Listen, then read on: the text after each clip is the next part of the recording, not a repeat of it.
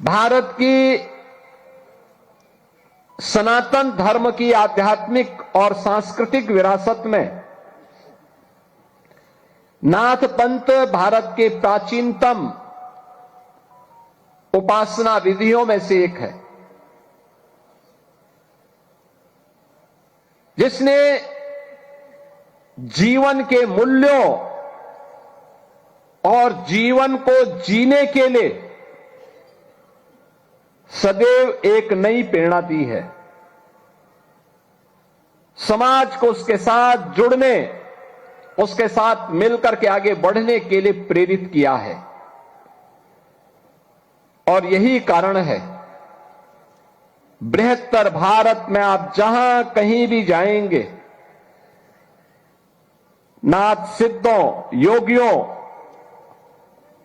की एक लंबी श्रृंखला, उनके मठ, उनके मंदिर, उनका धूना, उनके खो, इनके माध्यम से आपको एक लंबी श्रृंखला देखने को मिलेगी। उत्तर से दक्षिण, पूरब से पश्चिम, सर्वत्र फैले हुए धर्मस्थल सनातन धर्म के प्रति, उनके मूल्यों और आदर्शों के प्रति, नाथ पंथ की परंपरा की प्रतिबद्धता को भी प्रस्तुत करते हैं। बहनों और भाइयों, आज देश प्रधानमंत्री मोदी जी के नेतृत्व में एक भारत श्रेष्ठ भारत को अपनी आंखों से, भौतिक चक्षुओं से देख रहा है। भारत तेजी के साथ दुनिया में आगे बढ़ रहा है और ये हमारा सौभाग्य है कि 1000 वर्षों के अंदर दर्जनों पीढ़ियां चली गई। एक हसरत थी कि हम भारत को परम वैभव तक, भारत को श्रेष्ठ भारत के रूप में स्थापित करते हुए देख सके। 1000 वर्षों के अंदर वह 1000 वर्ष विदेशी आक्रांताओं का सामना करते हुए, गुलामी की जंजीरों को तोड़ते हुए व्यतीत हो गए। एक कालखंड ऐसा भी आया था जब लोगों ने मान लिया था कि गुलामी हमारी नियति बन चुकी है, अब हम इससे मुक्त नहीं हो पाएंगे। लेकिन भारत की चेतना, सुप्त चेतना ने अंगड़ाई ली। भारत फिर उठ खड़ा हुआ। आज स्वतंत्र भारत में आजादी के अमृत काल के दौरान भारत ने प्रधानमंत्री मोदी जी के नेतृत्व में जिस लड़ाई को आगे बढ़ाया है, जिस अभियान को आगे बढ़ाया है, हम सब भारतवासियों का दायित्व बनता है। किसी अभियान में भारत का भी और सनातन धर्म का भी कल्याण है। याद रखना, ये दोनों एक दूसरे के पूरक हैं।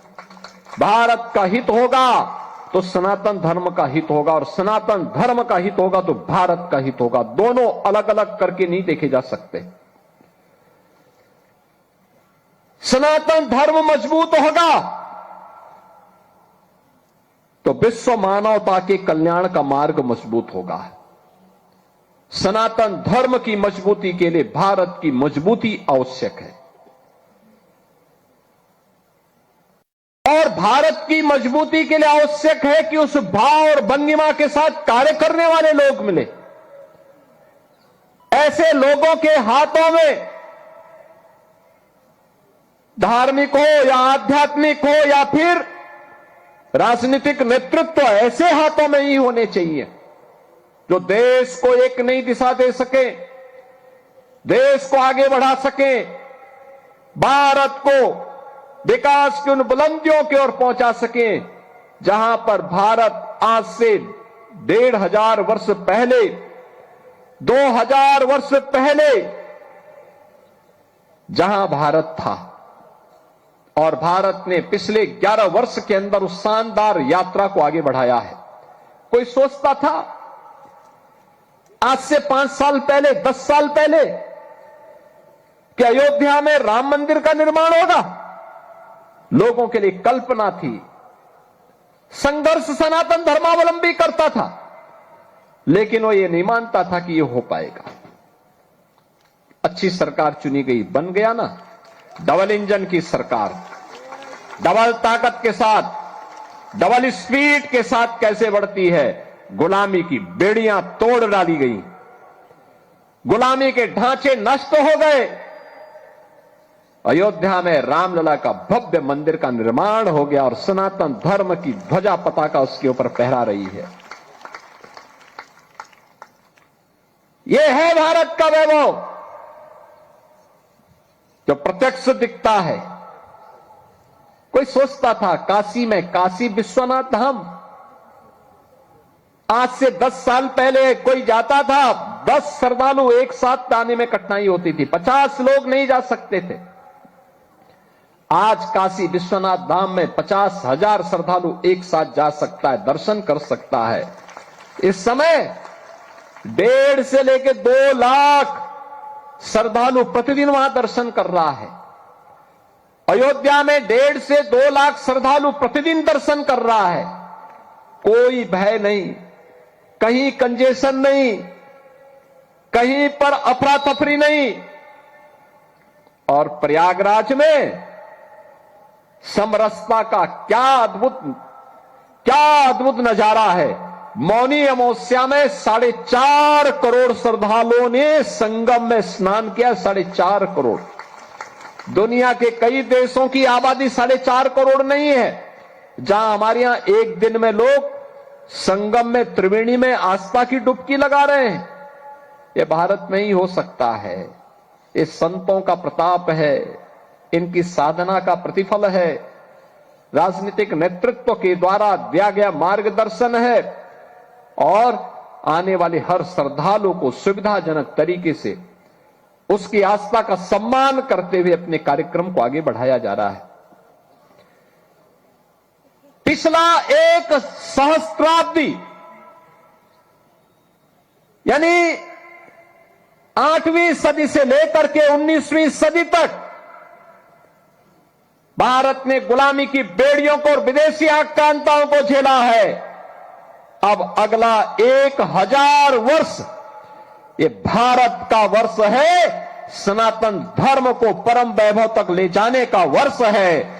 और इसी के लिए हम सबको अब कार्य करना है, मिलकर के कार्य करना। 1000 वर्ष तक दुनिया के अंदर केवल और केवल भारत का डंका होना चाहिए, भारत का सनातन धर्म का डंका बजना चाहिए। इसके लिए हम सबको कार्य करना होगा और इसी का आह्वान करने के लिए आज मैं भी आया हूं इस भंडारा कार्यक्रम में। इसीलिए मैं भी आया हूं। यह काम केवल राजनीतिक नेतृत्व का मात्र नहीं है, समाज का भी है। प्रधानमंत्री जी जब कहते हैं ना विकसित भारत बनाने के लिए, विकसित भारत बनेगा तब जब हरियाणा विकसित होगा, मुरथल विकसित होगा। आपने देखा होगा ना यहां पे इस नागे वाले धाम में, बाबा नागे वाले धाम में, मुरथल में लोग यहां पर सिद्ध योगी बाबा बुद्धनाथ जी महाराज की प्रेरणा से कोई नॉन वेज इस्तेमाल नहीं करता। कितनी बड़ी बात है। एक संत ने प्रेरणा दी और उस प्रेरणा का परिणाम क्या है, उनका आशीर्वाद यहां बरसता है। ये धाम बन गया, वीरान जगह आज धाम बन गया। क्या आध्यात्मिक ऊर्जा है। आप सबकी उपस्थिति उस आध्यात्मिक ऊर्जा के तेज को और आगे बढ़ाता है।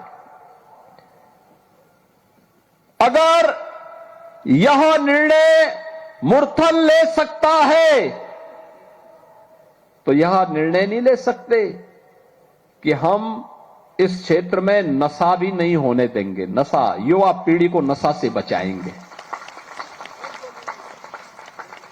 याद करना, नशा नाश का कारण है। नशा नाश का कारण है।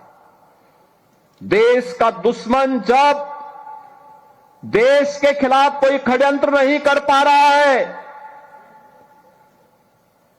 कोई षड्यंत्र का मतलब अब उसे मालूम है कि सेना के बल पर वो भारत को नहीं दबा सकता, क्योंकि भारत के अंदर एक मजबूत सरकार है मोदी जी के नेतृत्व में।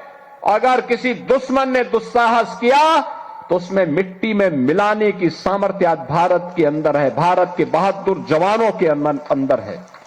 भारत की सेना, भारत के अर्धसैनिक बल के जवान, भारत के पुलिस के जवान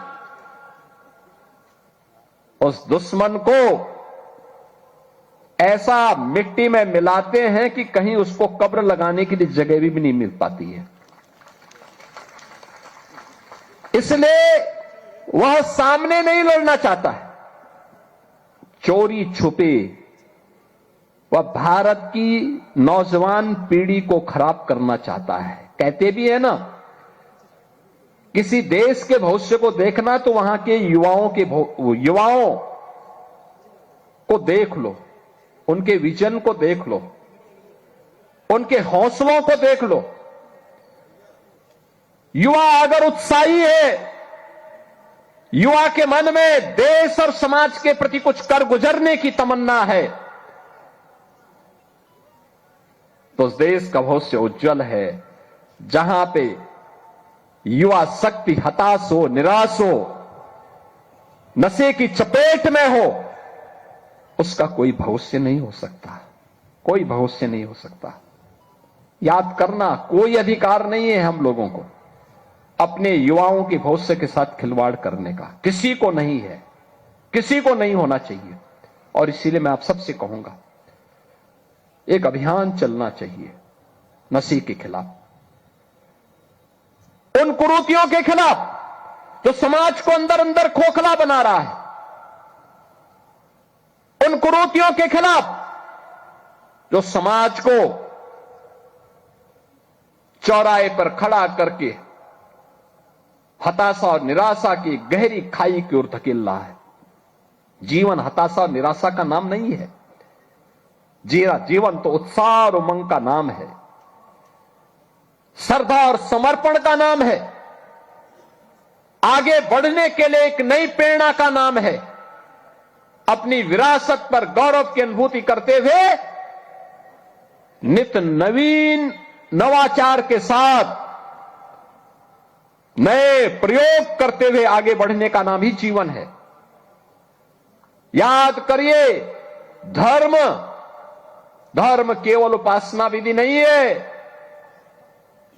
उपासना विधि व्यक्ति की स्वयं की उपासना हो सकती है, उसको थोपा नहीं जाता है, लेकिन धर्म का जो व्यापक स्वरूप है वह बृहद है, यतो अभ्युदय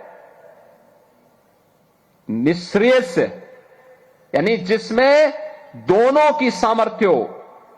अभ्युदय का मतलब सांसारिक उत्कर्ष। इस जीवन में आदि दैविक, आदि भौतिक और आध्यात्मिक तीनों प्रकार के विकास की प्रक्रिया को आगे बढ़ाना। भौतिक विकास को, आध्यात्मिक उन्नयन को, सांस्कृतिक उन्नयन के लिए पहला पक्ष है। और जब हमारा इस क्षेत्र में हम पारंगत होंगे तो स्वयं ही निःश्रेयस का यानी मुक्ति का मार्ग प्रशस्त होगा। मुक्ति एक सन्यासी के लिए, एक योगी के लिए समाधि है। एक छात्र के लिए अपने जीवन में पारंगत होना, अपनी एक क्लास से दूसरी क्लास में पारंगत होना, पास होना, सफलता की नई ऊंचाइयों को प्राप्त करना, यह उसके जीवन का हिस्सा है, यही उसके जीवन का उमंग है। एक क्लास से पास हुआ, दूसरी क्लास में गया, उसके पहली क्लास से मुक्ति मिली, अगली क्लास में नए जीवन की शुरुआत उसने प्रारंभ की। यानी दोनों, हमें अभ्युदय के लिए भी कार्य करना है और निःश्रेयस के लिए भी कार्य अपने आप होता हुआ दिखाई देगा। और इसी के लिए भगवान श्री कृष्ण ने कहा था, यही कुरुक्षेत्र की धरती पर कि कर्मण्येवाधिकारस्ते मां फलेषु कदाचन, यही है उसका भाव। कर्म करिए, अच्छा कर्म करेंगे अच्छा फल प्राप्त करेंगे, बुरा कर्म करेंगे तो उसको आपको कोई ताकत उस पाप से वंचित नहीं कर सकती। उस पाप को, वो पाप आपको घेरेगा ही घेरेगा। अच्छा करेंगे, आपके पुण्य पर कोई डकैती नहीं डाल पाएगा, कोई नहीं डकैती डाल पाएगा। और इसीलिए अच्छा करने के लिए हमें कार्य करना होगा। अच्छा करने के लिए बात नहीं करेंगे, सही करेंगे, नशा के खिलाफ अभियान चलाएंगे, जन जागरण के व्यापक अभियान के साथ चल रहे धर्मांतरण के वैध और राष्ट्र विरोधी गतिविधि को कंट्रोल करेंगे। डेमोग्राफी बदलने की जो साजिश हो रही है, लव जिहाद के नाम पर हमारी बेटियों के साथ जो खिलवाड़ किया जा रहा है, इसको रोकेंगे, सख्ती से रोकेंगे, जागरूक करेंगे परिवारों को संस्कारित करेंगे और संस्कारवान परिवार के माध्यम से एक सशक्त राष्ट्र के निर्माण की दिशा में जो प्रवर्तमान अभियान है, इस अभियान में हम भी योगदान देंगे। यह हमारे योगियों को, पूज्य संतों को और समाज के जागरूक नागरिकों को इस दिशा में आगे बढ़ना होगा। और इसकी शुरुआत होती है नशा के खिलाफ अभियान से। जो मैंने कहा, नशा नाश का कारण है, पूरी पीढ़ी को खोखला बना देता है, उसकी सोचने समझने की सामर्थ्य को नष्ट कर डालता है, उसे तमाम प्रकार के पाप कर्मों के लिए प्रेरित करता है। हमें इससे बचने की आवश्यकता है, उसके खिलाफ एक अभियान को चलाने की आवश्यकता है। और इस अभियान को अगर हम एक साथ मिलकर के चलाते हैं, सीमा पार से आने वाला जो ड्रग है, जो नशा है, वह देश के दुश्मनों की साजिश का परिणाम है। कोई जाने अनजाने में उसमें लिप्त है, उस अवैध कारोबार में लिप्त है, उसको वार्न करिए, लोकल पुलिस को अवगत कराइए, समाज को और उसके परिवार को अवगत कराइए कि इस पाप की भरपाई तुम जीवन भर नहीं कर पाओगे। जो एक कृत्य कर रहे हो, इसके बारे में बताइए उनको, और नहीं मानता है तो समाज संगठित होकर के इसके विरोध में खड़े हो जाए। सामूहिक रूप से खड़े होना चाहिए। बहन और भाइयों, एक योगी के लिए, एक सन्यासी के लिए, एक संत के लिए धर्म और राष्ट्र से बढ़कर के कुछ नहीं हो सकता। यही उसके जीवन का ध्येय होना चाहिए। उसकी व्यक्तिगत प्रॉपर्टी कुछ नहीं होती, धर्म ही उसकी प्रॉपर्टी है, राष्ट्र ही उसका स्वाभिमान है। अगर कोई राष्ट्रीय स्वाभिमान को चुनौती देता है तो हमें खुल करके उसके सामने आकर के खड़ा हो जाना चाहिए, उसकी चुनौती का मुकाबला करने के लिए खड़ा होना चाहिए। कोई धर्म के खिलाफ आचरण करता है, क्योंकि ऐसे तमाम कालनेमी होंगे जो धर्म की आड़ में सनातन धर्म को कमजोर करने की साजिश रच रहे होंगे। हमें उनसे सावधान होना होगा, उनसे सतर्क रहना होगा। अगर हम सतर्क हैं तो कोई आने वाले समय में हमारी जो यात्रा चल रही है, आज भारत एक नई आभा के साथ आगे बढ़ रहा है। देख रहे हैं ना, दुनिया में जब हलचल है, अराजकता है, अव्यवस्था है, लोग लड़ रहे हैं आपस में, तब भारत एक शानदार यात्रा के साथ आगे बढ़ रहा है। आप सोचो, इस शानदार यात्रा नहीं होती तो प्रयागराज में मौनी अमावस्या के दिन मात्र माघ मेला है, कुंभ नहीं है। कल यानी 18 जनवरी को मौनी अमावस्या के दिन 4.5 करोड़ श्रद्धालु वहां आकर के संगम में आस्था की डुबकी लगाया। 4.5 करोड़। और गंगा जल क्या अविरल और निर्मल है। हमारा दायित्व बनता है कि हम हर उस प्रतीक को सम्मान दें जो हमारे ऋषि मुनियों ने, संतों ने, शास्त्रों ने जिसके लिए हमें प्रेरित किया। किसी को क्या अधिकार मिल सकता कि हमारी देवतुल्य नदियों को प्रदूषित करे, उनकी अविरलता को दूषित करे, बाधित करे, हमें किसी को अधिकार नहीं देना चाहिए। हमारा भी दायित्व बनता है कि तालाब है उसका संरक्षण करें। भाई, तालाब के माध्यम से केवल वो तालाब जल ही नहीं दे रहा, जल का संरक्षण करने का काम भी करता है, सरप्लस वाटर को संरक्षित करता है, और जब संरक्षित करता है तो वही जल फिर आपके काम आता है, ग्राउंड वाटर ही फिर आपके काम आता है। अगर आप बैंक में पैसा जमा नहीं करेंगे और आपको कभी जरूरत पड़ गई पैसे की, आप बैंक में जाएंगे, बैंक आपको पैसा दे देगा क्या? नहीं देगा। ऐसे ही स्थिति हमारे जीवन की भी होती है। हमने जल संरक्षित किया नहीं और हम चाहेंगे कि हम जल लेते जाएं, और एक समय जब भूगर्भीय जल समाप्त हो जाएगा तब कहां जाएंगे आप?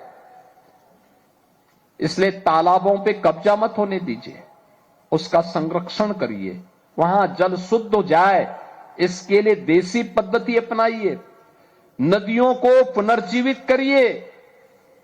मैं देख रहा था हरियाणा में तो सरस्वती नदी को पुनर्जीवित करने का काम हुआ। मैं पेवा में गया था, बापू शेरनाथ जी बापू के आश्रम में, क्या देखा मैंने वहां सरस्वती जी का, कितना पावन धारा वहां दिख रही थी। कभी ये सरस्वती महानदी थी, जैसे गंगा जी है, जैसे यमुना जी है, ऐसी ये धारा बहती थी यहां से लेकर के खंबात की खाड़ी तक, लुप्त हो गई। हमारा दायित्व बनता है कि अपनी नदी संस्कृति को जीवित करें, पर्यावरण के संरक्षण के लिए कार्य करें। ये प्लास्टिक दुश्मन है, दुश्मन पर्यावरण का, इसके खिलाफ अभियान चलना चाहिए। हमें एक अभियान चलाना चाहिए। जीवन शॉर्टकट का मार्ग नहीं हो सकता, चुनौती का मार्ग होता है। राम की मर्यादा संघर्षों से है, कृष्ण की लीला संघर्षों से है, शिव की चेतना संघर्षों से है, और प्रयागराज की समरसता भी ये संघर्षों से है। तब संघर्षों से मां गंगा 1000 किलोमीटर की यात्रा जब तय करती है तब प्रयागराज में आती है। याद करिए, पत्थरों की थपेड़ों को झेलते हुए, उनका मुकाबला करते हुए, अनेक पगडंडियों का सामना करते हुए प्रयागराज पहुंचती है मां गंगा, प्रयागराज पहुंचती है मां यमुना, प्रयागराज पहुंचती है, आध्यात्मिक रूप से मां सरस्वती वहां पहुंचती है, और तीनों का जब त्रिवेणी बनती है वह पवित्र धाम बनता है। और तब लोग कोई उचित मुहूर्त देख करके वहां आस्था की डुबकी लगा करके जीवन को धन्य धन्य महसूस करते हैं। यही तो सनातन धर्म है, यही सनातन धर्म का भाव है। और सनातन धर्म के उस भाव को आगे बढ़ाने के लिए हम सबका दायित्व बनता है कि कोई विकृति अगर कहीं से आ रही है उसके प्रति सचेत हो जाए। याद करिए, केरल के अंदर 2009 में वहां की माननीय उच्च न्यायालय ने कहा था कि लव जिहाद केरल जैसे राज्य को इस्लामिक राज्य बनाने की साजिश का हिस्सा है। आज जब मैं देख रहा हूं देश के अंदर तमाम राज्यों में षड्यंत्र बड़े पैमाने पे हो रहे हैं। हमारे संयुक्त परिवारों की परंपरा पहले परिवार को संस्कारित करके आगे बढ़ने के लिए प्रेरित करती थी। धीरे धीरे करके वह परिवार की, संयुक्त परिवारों की परंपरा खंडित होती गई। आज वह भी विखंडित होती दिखाई दे रही है। उसे जीवित करने की आवश्यकता है। धामों के संरक्षण और स्वच्छता के प्रति हमें जागरूक होना पड़ेगा। उनकी पवित्रता को और उनकी मर्यादा को बनाए रखना पड़ेगा। पूरा देश अगर अयोध्या आ रहा है इसलिए क्योंकि अयोध्या धाम में आज भी उसको प्रभु श्री राम की मर्यादा का स्मरण होता है, तो अयोध्या धाम की ओर उमड़ पड़ता है। लाखों लोग प्रतिदिन आ रहे हैं, आज भी आ रहे हैं। याद करिए, 2 वर्ष पहले प्रधानमंत्री मोदी जी ने अयोध्या में रामलला के भव्य मूर्ति की प्राण प्रतिष्ठा का कार्यक्रम संपन्न किया था।